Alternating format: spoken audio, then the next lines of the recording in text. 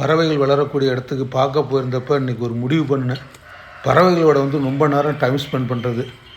நம்ம வீட்டு குழந்தைகளை எப்படி நம்ம பார்த்துக்கிறோமோ அதே மாதிரி பறவைகளுக்கும் வீட்டு குழந்தைகளுக்கு உணவு ஊட்டுற மாதிரி நம்ம கையாலேயே ஆங்காங்கே முளைச்சிருக்கிற புல், மசாலா புல்லெல்லாம் கையில் எடுத்துக்கிட்டு, ஏன்னா நம்மளை நம்பி அந்த வாழுகின்ற பறவைகளுக்கு நம்ம கையாலேயே கொடுக்குறப்ப அதுகளை ரொம்ப குஷியாகவும் சந்தோஷமாகவும் இருக்கும். நமக்கும் நம்ம கையில் இருக்கிற புல் பூண்டு அது வாங்கி சாப்பிட்றப்ப அவ்வளோ ஆசையாக இருக்கும்.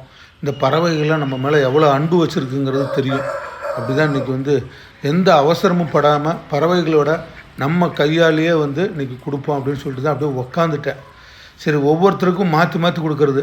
சில இந்த கூசு வாத்து இருக்கிறப்ப வாத்துங்க பக்கத்தில் வராது, வாத்துங்க இப்போ என் பக்கத்தில் இருக்கிறப்ப கூசு வாத்தை வராது, கோழிங்க வராது. ஒருத்தருக்குள்ளே கொஞ்சம் பயந்துக்குங்க. அதனால் தனித்தனியாக அந்த பறவைகளுக்கு கவனம் செலுத்தி நம்ம கையாலேயே அப்படி ஊட்டி விடுறது. அதுவும் இந்த கின்னி கோழிலாம் நார்மலாக மக்கள் பக்கத்தில் வரவே வராது நம்ம பக்கத்தில். அதெல்லாம் நம்ம கூட தைரியமாக க்ளோஸாக பழகுது. ஏன்னா ரொம்ப நாளாக வளர்த்துறோம். அதுவும் வாத்துக்கள்லாம் பெரும்பாலும் பார்த்திங்கன்னா நம்ம கூட கை நீட்டுறப்போ க்ளோஸாக பழகாது. நம்ம கூட பழகினா தான் அது வரும். அதுவும் ரொம்ப நாளாக நம்ம இந்த வாத்துகள், கூஸ் வாத்து, கின்னி கோழி, சேவல் இதெல்லாம் வளர்த்துறப்ப நம்ம கூட ரொம்ப க்ளோஸாக மூவ் ஆகும்.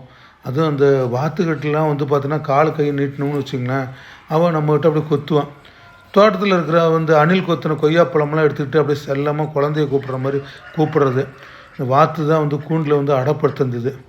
சரி, வாத்து கொஞ்ச நேரம் பறவைகளோட டைம் ஸ்பெண்ட் பண்ணிவிட்டு இன்றைக்கி ரொம்ப நேரம் பறவைகளோடு அப்படி இருக்கிறது. ஏன்னா அது நம்ம எப்போ பார்த்தாலும் அவசரமாக ஓடிடுறோம். அப்படி தான் இருந்துட்டு அங்கேருந்து வீட்டுக்கு கிளம்பி